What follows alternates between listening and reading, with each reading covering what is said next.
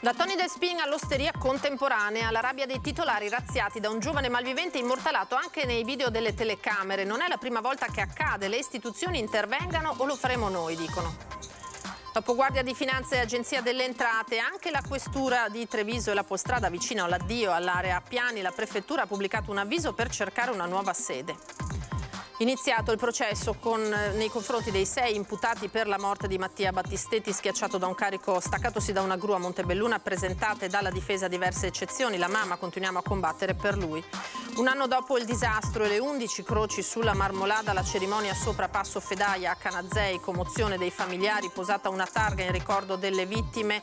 Il parroco: facciamo memoria, non per torturarci o riaprire ferite. La pioggia intensa di stamattina ha causato allagamenti nei comuni a nord di Treviso, coi sindaci che chiedono più controlli e risorse. Morto in carcere per un malore il 50enne residente a Montebelluna che sabato aveva lanciato petardi chiodati contro le forze dell'ordine all'aeroporto di Venezia. A ottobre prenderà il via il cantiere che realizzerà la pista ciclopedonale che collegherà Mogliano a Mestre. Per il sindaco è grazie ai fondi del PNRR. Compiuti 106 anni ieri, è il nonno più anziano della Marca e l'artigliere più longevo d'Italia. La storia di Angelo Peressini, friulano di nascita e trevigiano d'adozione. Il suo segreto? La pazienza. Buonasera, eccoci in diretta con l'edizione di Treviso dei telegiornali di Antenna 3. Partiamo come sempre dal sondaggio che vi sottoponiamo in questo lunedì e che riguarda la politica. Cosa ne pensate di un eventuale terzo mandato per il presidente del Veneto Luca Zaia? Per rispondere di sì 0422 1626 691, per rispondere di no come sempre digitate invece 0422 1626 690 e poi la vostra opinione come sempre la vedremo, la riveleremo nel corso della prima serata di Antenna 3 dedicata alla politica, Ring dalle 21:15. Questo il sondaggio. Noi andiamo alla cronaca. Immortalato in un video delle telecamere di sicurezza il giovane ladro che ha colpito ben 2 osterie in una sola notte in pieno centro a Treviso, e cresce la rabbia dei titolari. Questo fatto di essere sempre lì sul chi vive e mi vengono a portare via la roba e mi rompono qui e mi bruciano là, ma scherziamo, dai. Io la penso in tutt'altra maniera. Se non fanno le istituzioni vedremo organizzarci fra di noi. Si sente impotente Alfredo Sturlese, titolare della trattoria Tony Del Spin, che con rabbia chiede alle istituzioni di intervenire per mettere fine a una situazione non più sostenibile per i commercianti.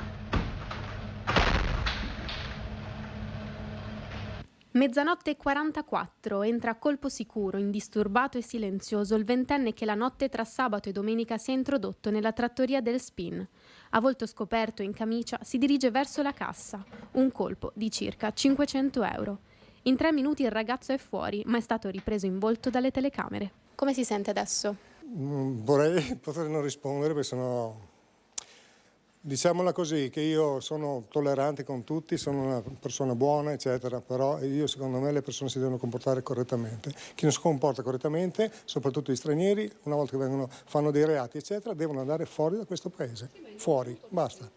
Non possiamo tollerare continuamente questa roba qua. Non possiamo barricarci in casa perché dobbiamo lavorare. Io adesso questi soldi qua me li devo sudare per ripagarmi le cose. Non me li dà nessuno.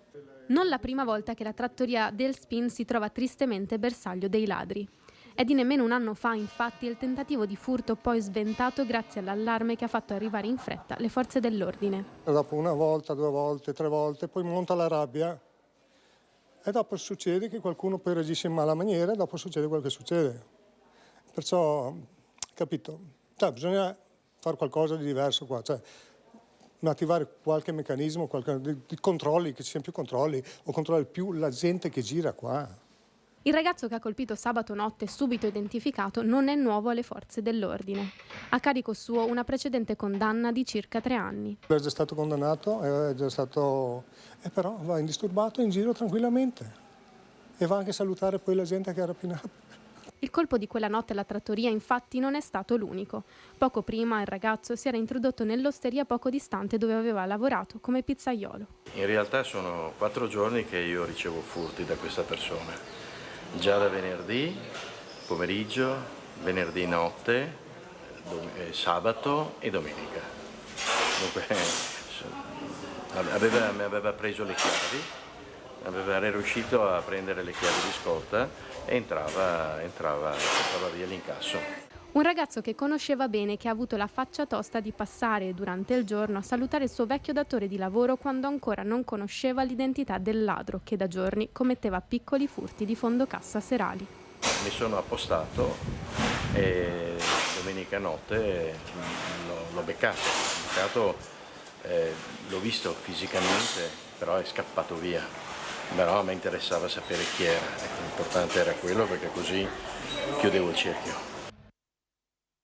Rimaniamo in città, anche la questura potrebbe presto dire addio all'area Appiani. La prefettura ha infatti pubblicato un avviso per cercare una nuova sede. Starà ora a Fondazione Cassamarca decidere se partecipare alla manifestazione di interesse oppure no. Questura di Treviso e Polizia Stradale cercano una nuova sede. Dal momento che il contratto con Fondazione Cassamarca per l'occupazione di una delle torri dell'area Appiani è scaduto il 21 dicembre scorso, la Prefettura ha pubblicato in queste ore nel proprio sito istituzionale un avviso esplorativo per raccogliere manifestazioni di interesse da parte di persone fisiche o giuridiche che dispongano di un immobile in posizione centrale o semicentrale rispetto alla città, in grado di ospitare uffici e alloggi di servizio del personale della Polizia di Stato. Sarà Fondazione a decidere se partecipare o meno alla manifestazione di interesse, formulando un'offerta che al pari delle altre verrà poi vagliata. La scadenza è fissata per l'ente di Caspineda, così come per tutti gli altri soggetti titolati a partecipare al bando, per le 17 del 24 luglio. Nell'avviso a firma del prefetto Angelo Sidoti si parla espressamente di nuova sede, ma al di là di questo sono le indiscrezioni degli ultimi mesi a far pensare che l'effettiva volontà della polizia sia quella di lasciare l'Appiani, sistemazione da sempre considerata onerosa per le casse del Ministero dell'Interno e poco centrale rispetto al cuore del capoluogo, tanto da spingere anche Guardia di Finanza e Agenzia delle Entrate a lasciarla per trasferirsi nel prossimo futuro all'ex caserma Salsa. Andiamo ora in tribunale invece, dove questa mattina è iniziato il processo per la morte sul lavoro del 23enne Mattia Battistetti, schiacciato da un carico staccatosi da una gru. Presentate dalla difesa dei 6 imputati diverse eccezioni sulle quali la giudice si è riservata la decisione. Prossima udienza il 12 ottobre prossimo. Aveva solo 23 anni quando il 29 aprile del 2021 è morto schiacciato da un carico sospeso di 15 quintali staccatosi da una gru nel cantiere nel quale lavorava a Montebelluna. È iniziato in tribunale a Treviso il processo per la morte di Mattia Battistetti. 6 gli imputati: Gian Antonio Bordignon, responsabile dei lavori del cantiere, Andrea Gasparetto, legale rappresentante della ditta per la quale lavorava Mattia, Gabriele Sernagiotto, coordinatore della sicurezza in fase esecutiva, Bruno Salvadori, legale rappresentante della ditta che ha effettuato il montaggio della gru, e i 2 dipendenti della Bordignon, Loris Durante, che operava sul ponteggio, e Marco Rossi, delegato per la sicurezza e responsabile del servizio prevenzione e protezione. Un'udienza interlocutoria quella di oggi, nella quale i legali degli imputati hanno presentato diverse eccezioni. La prima per chiedere la non utilizzabilità della perizia sul luogo della tragedia e sulla gru. Le difese hanno presentato delle eccezioni sulla nullità e utilizzabilità dell'accertamento tecnico, che è la perizia sulla quale si fonda la ricostruzione dell'incidente, e poi un'eccezione di incostituzionalità della norma che prevede la non condivisibilità di alcuni dei documenti del fascicolo del pubblico ministero. Si è fatta una discussione su questi argomenti. La difesa ha presentato anche eccezioni circa la costituzione di parte civile di CGIL, CISE e ANMIL, l'Associazione Nazionale Mutilati e Invalidi Civili. La giudice Alice Dalmolin si è riservata la decisione fissando la prossima udienza per il 12 ottobre. Adesso stiamo in attesa che il giudice si riservi, sono eccezioni che comunque meritano attenzione, rallentano il processo, ma questo è inevitabile, fa parte del rispetto del contraddittorio tra le parti e non dobbiamo fare altro che attendere che il giudice sciolga la riserva. In aula i familiari di Mattia, i nonni e i genitori sempre presenti in tutte le tappe di questa dolorosa vicenda. Attenderemo quello che il giudice deciderà. Siamo però fiduciosi nella giustizia, quindi continuiamo a combattere e a tenere alta la memoria di Mattia. E questa mattina davanti al Tribunale di Treviso, presidio di lavoratori, sindacati e tante persone che hanno voluto manifestare la vicinanza alla famiglia di Mattia Battistetti nel chiedere risposte a quanto accaduto e dire basta morti sul lavoro. Noi poniamo delle domande in maniera molto rigorosa: perché il carico della gru si è sganciato, perché il carico è stato fatto passare in quel punto, se la formazione era stata fatta o meno, se le regole sono state del tutto rispettate. La foto di Mattia è la farfalla azzurra, diventata il simbolo dell'associazione creata da mamma Monica. Ci sono gli striscioni, i cartelli appesi al collo con le tante domande che attendono una risposta. Anche oggi davanti al Tribunale di Treviso, dove è iniziato il processo per la morte del giovane Mattia Battistetti, c'è stato un presidio di tutte quelle persone che in questi lunghi mesi sono state al fianco dei genitori del 23enne di Montebelluna. Inizia un dibattimento che dovrà sciogliere molti dubbi, sia rispetto alle istanze che pone la famiglia e sia, noi riteniamo, anche rispetto all'opinione pubblica, perché la questione della sicurezza è una questione che deve essere sentita da tutte le lavoratrici, da tutti i lavoratori e dalla cittadinanza. Presenti lavoratori e rappresentanti sindacali di diverse aziende della Marca. Questa associazione che ha creato la mamma di Mattia, una donna veramente estremamente forte, fa sì che sul territorio si crea un legame unito di tante comunque aziende. Riteniamo che questa sia una battaglia di tutti i lavoratori. La sicurezza sul lavoro per noi è una cosa fondamentale, questa è una causa importantissima e per noi è fondamentale esserci e appoggiare la famiglia. La CISL sta valutando di costituirsi parte civile anche negli altri procedimenti per le morti sul lavoro. Con la speranza che venga riconosciuto un principio per il quale ai lavoratori di un settore deve essere riconosciuto il contratto di riferimento del settore in cui lavorano e non un altro contratto. Soprattutto in questa fase in cui si parla anche di salario minimo, pensare che un contratto collettivo che prevede formazione, che prevede strumenti di tutela dei lavoratori, non solo il salario, è fondamentale per tutelare i lavoratori e per tutelare il loro salario, ma soprattutto tutelare i lavoratori e la loro salute e la loro sicurezza. Ora parliamo della pioggia intensa di questa mattina che ha causato una serie di allagamenti nei comuni a nord di Treviso, con i sindaci che chiedono più controlli e soprattutto più risorse. Rete di scolo dell'acqua piovana e viabilità in crisi da Villorba a Ponzano fino a Maserada sul Piave per il nubifragio che si è abbattuto su Treviso intorno alle 8 del mattino. Sott'acqua sono finiti 2 sottopassi a Villorba. Le immagini si riferiscono a via Scattolon, dove l'acqua ha raggiunto i 30 centimetri di altezza, dove si è reso necessario l'intervento dei vigili del fuoco per soccorrere il conducente di un mezzo dell'Enel rimasto bloccato. In azione anche personale del comune e polizia locale, con il sindaco Francesco Soligo che punta il dito contro i cambiamenti climatici e annuncia: il monitoraggio del sottopasso dovrà essere implementato. In questo senso chiederò un incontro tecnico con la provincia, ente titolare di quel tratto stradale. A Maserada allagamenti in via Brenta e via Tinca, chiusa il traffico per alcune ore a scopo precauzionale perché, spiega il sindaco Lamberto Marini, carreggiata e fossati laterali ormai colmi d'acqua non erano più distinguibili. Alcune strade come via Cautorta allagate anche a Ponzano Veneto, come dimostrano i video circolati sui social. Abbiamo storicamente delle aree che hanno delle criticità. Con il comandante della polizia locale ho verificato questi luoghi, in particolar modo siamo passati a vedere anche il buon funzionamento della rotonda al Bastone, che non ha generato criticità. La manutenzione viene eseguita periodicamente e con scrupolo, sottolinea il sindaco, ma la rete di scolo evidentemente è superata rispetto agli attuali fenomeni atmosferici. È chiaro che le strutture realizzate a suo tempo non sono adeguate a ciò che succede oggi. I comuni avrebbero bisogno di più fondi e di più aiuti per realizzare nuovi sistemi di raccolta dell'acqua piovana. Questo potrebbe essere anche dato dai fondi del PNRR, invece di restituirli o di decidere di non riceverli, sarebbe utile girarli ai comuni che non vedono l'ora di avere importanti risorse per fare importanti lavori. Ed è morto questa mattina, colto da un improvviso infarto, il 50enne residente nella Marca che sabato scorso aveva lanciato dei petardi chiodati contro poliziotti e militari allo scalo Marco Polo di Tessera. Il malore improvviso proprio mentre era a bordo del lancione che lo stava portando in tribunale. È morto questa mattina, prima dell'udienza di convalida dell'arresto, il 50enne di origine brasiliana, residente a Montebelluna nel Trevigiano, arrestato sabato scorso dopo aver lanciato alcuni petardi all'esterno dell'aeroporto Marco Polo di Venezia. Sarebbe morto per un malore, un infarto improvviso che non gli ha lasciato scampo. Secondo quanto si è appreso, il 50enne stava per uscire dal carcere di Santa Maria Maggiore a Venezia per essere portato all'udienza di convalida in tribunale. All'improvviso si è portato una mano al torace ed è caduto a terra. Inutile il tentativo di rianimarlo con il defibrillatore e il medico del SUEM non ha potuto far altro che constatarne il decesso. Sabato scorso l'arresto, dopo che aveva lanciato i raudi chiodati anche contro poliziotti e carabinieri e dopo che militari e gli agenti lo avevano bloccato e gli avevano trovato petardi confezionati con i chiodi sia addosso che nell'auto e in casa. Oggi la sua morte, proprio a poche ore dall'udienza di convalida in tribunale, in seguito ad un malore risultato fatale.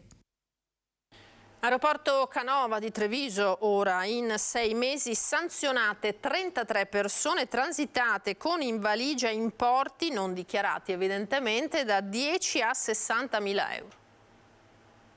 I funzionari dell'Agenzia delle Dogane e dei Monopoli di Treviso e le Fiamme Gialle hanno intercettato nel corso del primo semestre dell'anno denaro contante per 565.000 euro, multando illeciti valutari 33 persone che portavano con sé denaro contante tra 10 e 60.000 euro all'aeroporto Antonio Canova. Il risultato ha superato gli esiti delle attività ispettive del 2022, durante il quale è stata intercettata valuta per 477.000 euro e contestata a 31 persone la violazione della normativa sulla circolazione transfrontaliera di denaro contante. Tra i casi di maggior rilievo nel primo semestre quello di un cittadino ghanese in arrivo da Malta con 37.000 euro, un moldavo proveniente dalla Spagna con 20.000 euro e, negli ultimi giorni, un cittadino greco in partenza per l'Olanda trovato in possesso di 60.000 euro. Il denaro è stato nascosto sugli indumenti e nei bagagli, ma ciò non è bastato a eludere i controlli e il fiuto delle unità cinofile antivaluta Cash Dog. Oltre alle contestazioni amministrative vengono effettuati specifici approfondimenti finalizzati a riscontrare la coerenza dei redditi con la valuta trovata in possesso dei viaggiatori controllati, verificando se siano oggetto di segnalazioni di operazioni sospette di riciclaggio, se siano percettori di reddito di cittadinanza o di emergenza, beneficiari di alloggi popolari o in emergenza abitativa. Ora torniamo in centro città perché da oggi sono iniziati i lavori di rifacimento della pavimentazione in porfido del tratto di Corso del Popolo. Oggi è il D-Day di Corso del Popolo. Sì, abbiamo iniziato i lavori oggi. Il cantiere l'abbiamo diviso in 2 stralci proprio per ridurre i disagi e le difficoltà. Il primo, che parte oggi, è quello sull'intersezione di Viale Cadorna fino all'ex Cinema Corso per 15 giorni. I prossimi 15 giorni saremo invece dal Cinema Corso fino a Via Diaz. In un mese, al massimo 40 giorni, confida l'assessore ai lavori pubblici Sandro Zampese, se non vi saranno imprevisti, i lavori di rifacimento della pavimentazione in porfido del tratto di Corso del Popolo saranno terminati. Il manto stradale necessitava di un urgente intervento. Assolutamente sì, perché c'erano degli sfondamenti, delle buche, soprattutto nei giorni di pioggia si vedeva che affiorava la sabbia e quindi ormai c'erano delle proprie dune. Ecco. Assessore, qualche commerciante però si è lamentato, sono stati avvisati in tempi troppo stretti. Abbiamo fatto il possibile per avvisarli, dovevamo mettere d'accordo le linee dei bus, vedere bene le deviazioni, fare i carotaggi e i sondaggi per capire se c'erano delle criticità sulla soletta di cemento e quindi solamente alla fine, quando il mosaico si è composto, abbiamo potuto ufficializzare. La finestra è quella estiva perché noi questi lavori dobbiamo farli prima dell'inizio delle scuole. Allora i commercianti alla fine hanno capito e sono tutti soddisfatti? Siamo andati a trovarli ad uno, gli abbiamo spiegato bene cosa consistevano i lavori. I disagi saranno ridotti al minimo possibile.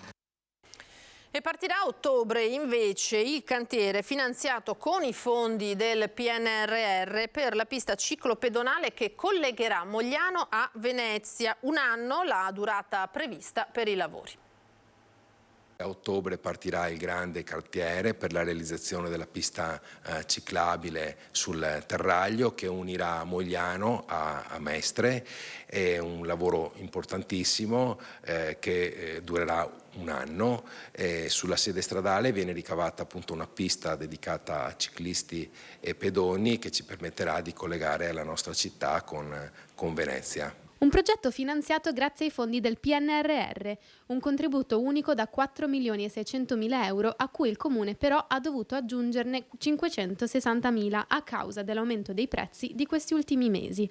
Fondi che serviranno anche per la sistemazione della zona pedonale del centro. Lavori in corso anche per il sottopassaggio di via Pra dei Roveri. Abbiamo aspettato questo periodo dove il traffico veicolare è meno intenso perché stiamo parlando del sottopasso di via Pra dei Roveri che per 20 giorni rimarrà chiuso. È il sottopasso che collega le due parti della nostra città, quindi Mogliano Ovest con il resto di Mogliano e che collega Mogliano alla zona Sapim, la zona artigianale che sta all'ovest. Un cantiere da 130.000 euro che potrebbe creare qualche disagio agli automobilisti, ma che l'amministrazione sta provvedendo di ridurre al minimo attraverso la segnaletica e il passaggio alternativo tramite il sottopasso di via Camarcello. Il sottopasso appunto di via Pra dei Roveri sarà oggetto di un importante intervento di manutenzione straordinaria per eliminare quelle fastidiose infiltrazioni che rendevano il manto stradale pericolosissimo. Ora ci fermiamo per qualche istante, un veloce break, ma torniamo tra poco. Di nuovo in diretta da studio, ben ritrovati per l'edizione di Treviso dei telegiornali di Antenna 3. Ora parliamo del primo bilancio sociale stilato da Confartigianato Imprese Asolo e Montebelluna che ha rendicontato le attività svolte nel territorio in ambito sociale e ambientale.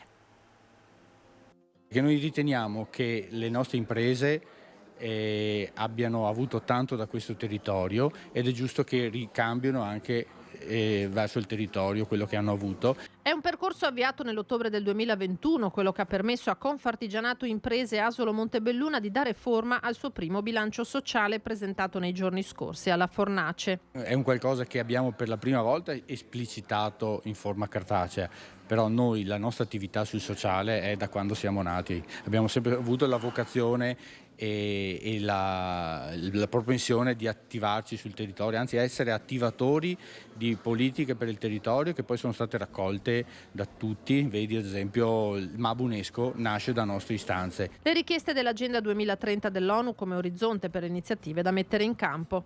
Abbiamo portato dei progetti sulla sostenibilità, quindi sia sociale che ambientale che economica nelle scuole, e quindi parlo di scuole medie, quindi abbiamo lavorato attivamente con i ragazzi.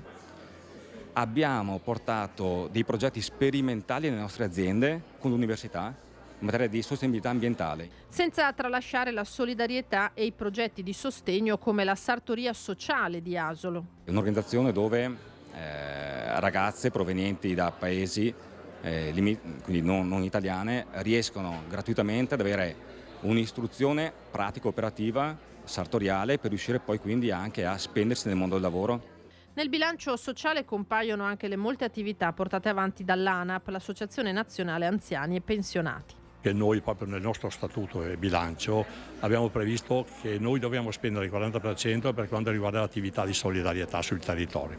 Ogni territorio, perché la provincia di Treviso è divisa in 6 mandamenti e ognuno fa la propria attività. Noi non abbiamo la presunzione di fare progetti a lungo termine, la nostra età non ce lo permette, però se li facciamo nei confronti delle future generazioni e magari delle persone giovani che hanno bisogno, i nostri progetti diventano a lungo termine. La generosità degli anziani, l'avete sentito. Adesso andiamo invece dal nonno più anziano della Marca. Ieri ha compiuto 106 anni e anche l'artigliere più longevo d'Italia. Parliamo della storia di Angelo Peressini, friulano di nascita e trevigiano d'adozione, che ci ha svelato il suo segreto e dice la pazienza. È qui a Rua di San Pietro di Feletto dove abita l'uomo più longevo della Marca, Angelo Peressini, classe 1917. Ieri il signor Angelo ha compiuto ben 106 anni, ma non è l'unico primato. Il centenario è divenuto anche l'artigliere più anziano d'Italia e noi siamo venuti a trovarlo. Sei il più vecchio artigliere da montagna d'Italia? Nato a San Daniele del Friuli, Angelo Peressini si trasferì dopo la Seconda Guerra Mondiale a Rua di San Pietro di Feletto, assunto come responsabile di zona nella Società Anonima Elettrica Trevigiana, poi diventata Enel. Qui, assieme alla moglie Maria, che lo ha lasciato dopo 63 anni di matrimonio, ha cresciuto 2 figlie, Adalisa e Rosella. La moglie l'aveva conosciuta andando a ballare a San Daniele del Friuli. Per me io hermano, allora per me siamo ballare e abbiamo ballato fino alle 3 della notte. Una breve corrispondenza, ma l'amore era già sbocciato. Insomma, in 3 mesi trovata e sposata. Entrato nella leva nel 1938, Peressini si è ritrovato in guerra quando pensava di congedarsi. Ha evitato per un soffio il conflitto contro la Francia e la campagna in Africa, poi è stato spedito sul fronte in Albania e Grecia. Sbarcati a Valona e poi siamo andati giù insieme coi Titini e giù fino in Grecia. Questo è il suo cappello. E questo è il mio cappello. Che a ogni raduno lei ha portato. Sempre, sempre, sempre. A casa, con la croce di guerra, è tornato solo a conflitto finito, quando tutto era da ricostruire, compresa la speranza per una vita migliore. E questa chi è? La sua... questa è la mia gattina, la Mucci. Le manca la parola. Lei mi deve dire però qual è il segreto per arrivare a 106 anni. Guardi. Il segreto è di aver pazienza e la pazienza è la virtù dei forti. Dopo i tanti ricordi, Angelo decide di andare a fare un riposino non prima di averci accompagnato alla porta. Arrivederci Angelo! Arrivederci! Grazie, arrivederci. 106 anni davvero portati magnificamente. Adesso parliamo invece di nuovi nati. Andiamo a Breda di Piave. Aiutare le famiglie con un occhio al rispetto dell'ambiente è l'idea dell'amministrazione comunale che ha presentato il progetto Baby Bag. Una borsa di cotone, all'interno prodotti per l'igiene dei neonati, dépliant informativi sugli incentivi e servizi per le famiglie e soprattutto un pannolino lavabile. È la Baby Bag che il comune di Breda di Piave, insieme a Contarina e al consorzio di Bacino Priula, ha deciso di realizzare e consegnare ai neogenitori di bimbi nati nel 2023. Andremo a dare il benvenuto personalmente ai nuovi nati e a dare così un segno di vicinanza alle famiglie, come con prodotti a vario titolo che sono contenuti in questa bag, prodotti che vedono l'ecosostenibilità al centro, quindi un pannolino lavabile, piuttosto che altri prodotti chiaramente che hanno cura del bambino e anche dell'ambiente. Sarà il sindaco, insieme agli altri rappresentanti dell'amministrazione, a consegnare la bag nata da un'idea della consigliera comunale Zamperla, prendendo spunto da progetti simili adottati in altri paesi, con la volontà di instaurare un dialogo tra comune e famiglie. Nasce dall'esigenza di dire grazie perché nonostante il periodo difficile, calo demografico eccetera,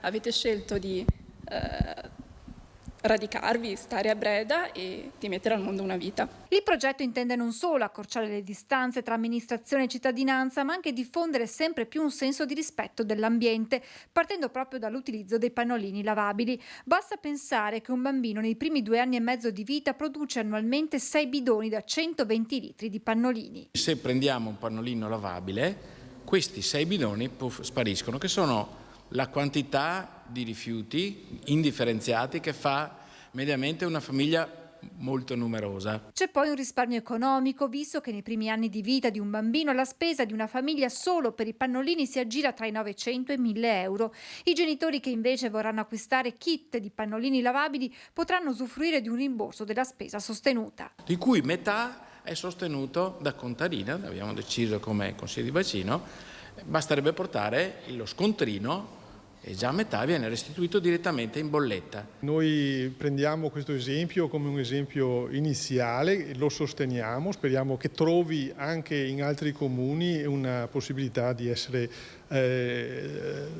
replicato. E ora invece andiamo alle notizie che arrivano dal Bellunese.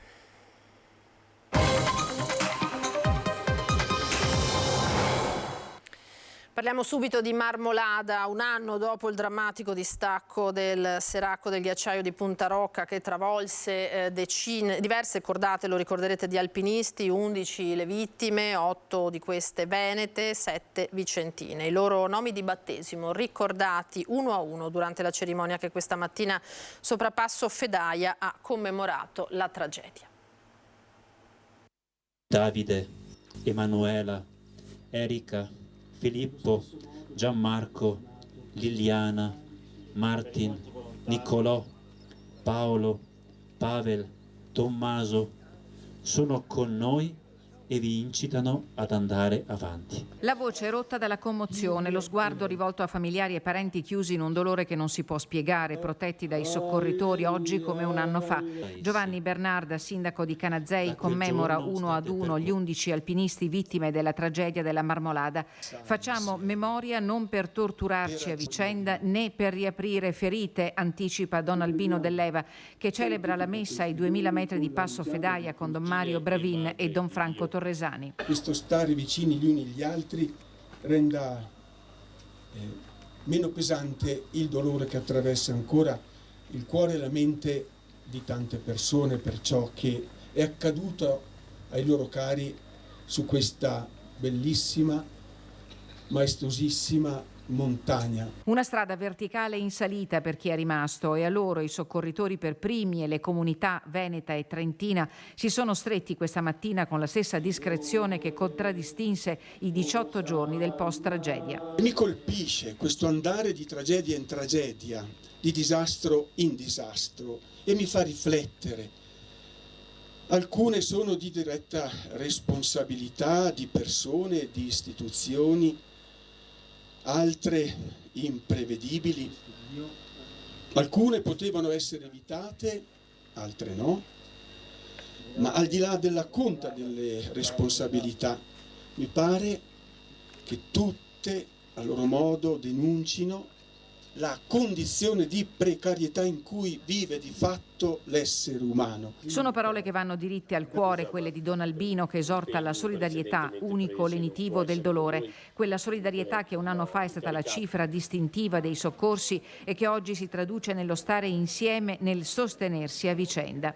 E in memoria delle vittime, al termine della celebrazione, è stata benedetta una targa su cui veglia una Madonna scolpita nella radice di un albero, dinanzi alla quale sin da subito in tanti si sono fermati in preghiera. Marmolada un anno dopo anche nell'inchiesta giudiziaria archiviata dal GIP di Trento Borrelli, che ha sentenziato quel distacco non prevedibile. Al Passo Fedaia la cerimonia di stamattina ha chiuso di fatto la 3 giorni di dibattiti e incontri organizzata dalla provincia autonoma di Trento con il comune di Canazei per riflettere su quanto accadde il 3 luglio del 2022. Noi abbiamo perso degli amici e dei compagni su questa tragedia, quindi a maggior ragione l'aspetto emotivo è molto importante, è stato molto forte, anche oggi è molto forte, no? Si sente proprio dentro di noi. Una rappresentanza degli oltre 200 soccorritori oggi ha presenziato al rito religioso che a Passo Fedaia nel Pianoro sopra il rifugio Cima 11 ha commemorato la tragedia di un anno fa. A loro è andato il ringraziamento corale per l'impegno incondizionato profuso in quei drammatici momenti, perché è un dovere andare avanti senza dimenticare. E nei momenti immediatamente successivi alla tragedia, chi è intervenuto ai piedi della Marmolada, sul posto, ha rischiato del proprio, perché il rischio di un ulteriore stacco di una parte di ghiacciaio c'era, ma in quei momenti lì il cuore, il volontariato, lo spirito di solidarietà ne ha sempre la prevalenza in queste persone. Archiviata l'inchiesta giudiziaria aperta per stabilire se il collasso della calotta sommitale del ghiacciaio di Punta Rocca poteva essere evitato. Crollo imprevedibile, ha scritto nella sua sentenza il GIP di Trento Borrelli, coadiuvato da studi e relazioni vergate da esperti ai massimi livelli. Un anno fa su a Punta Rocca splendeva il sole e faceva caldo, tanto caldo. Il termometro non scendeva da giorni sotto lo zero termico, neppure di notte. Anomalie del cambiamento climatico che ha imposto alle autorità un cambio di passo nelle politiche ambientali. Ma la montagna è un luogo aperto e tale deve restare e deve essere affrontata con consapevolezza.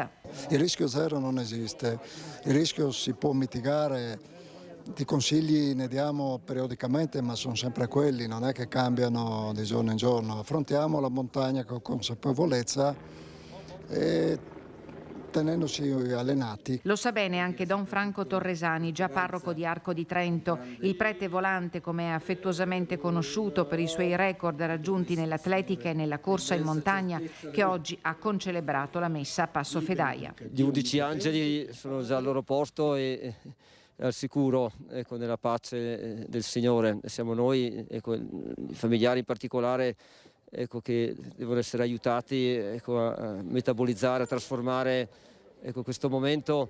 Dobbiamo diventare tutti un po' più piccoli e riconoscere che non siamo onnipotenti. Ecco, soltanto Dio è il creatore dell'universo, delle montagne, dei ghiacciai e della nostra vita.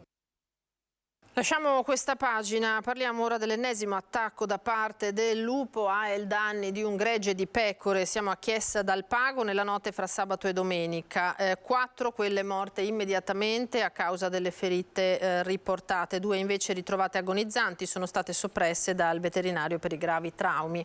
L'aggressione è avvenuta su un pascolo molto vicino al centro della frazione. Il gregge stava all'interno di un recinto antilupo realizzato secondo le linee guida stabilite dalla Regione Veneto, commenta l'allevatore Adrian Pedol. Davvero non so più in che maniera proteggere le mie pecore da queste continue predazioni. I grandi predatori vanno educati a rimanere distanti dai centri abitati e dalle greggi, sottolinea invece la CIA di Belluno. Auspichiamo che nel bellunese si arrivi presto a un piano di contenimento del lupo.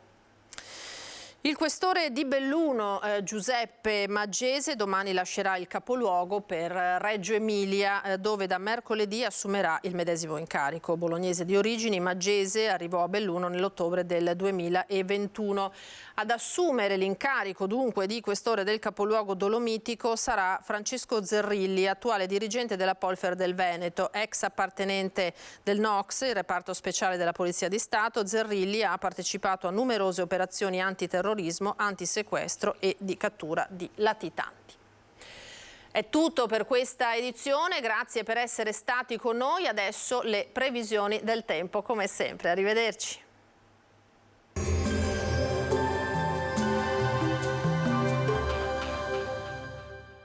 Entra nel mondo Lolato. Da oltre 40 anni un team di professionisti per migliorare la qualità della tua vita. Centro del piede con servizi di podologia. Laboratorio per la produzione di plantari e calzature su misura. Benvenuti al meteo. Pressione atmosferica ancora non molto forte, con conseguente locale instabilità. Vediamo insieme il dettaglio di martedì 4 luglio. Sul Veneto inizialmente tanto sole ovunque. Dal pomeriggio sarà più variabile sulle Alpi, con occasionali piogge che col passare delle ore si incammineranno in forma irregolare e imprevedibile verso la pianura. Temperature stazionarie, minime tra 16 e 21 gradi, massime tra 26 e 30 gradi all'incirca. Spostiamoci ora sul Friuli Venezia Giulia. Anche in questo caso avremo copertura nuvolosa più consistente sulla zona montana, dove saranno possibili piogge e rovesci sparsi intermittenti fin verso le pianure limitrofe. Temperature minime tra 18 e 22 gradi, massime sui 28-29 gradi. Infine diamo uno sguardo alla situazione del Trentino Alto Adige, dove non mancheranno ampi spazi soleggiati, specie al mattino, alternati però ad annuvolamenti con temporali al pomeriggio sera. Temperature minime intorno ai 17 gradi, massime sui 29-30 gradi all'incirca. Dal meteo di Antenna 3 per ora è tutto, grazie per l'attenzione, arrivederci.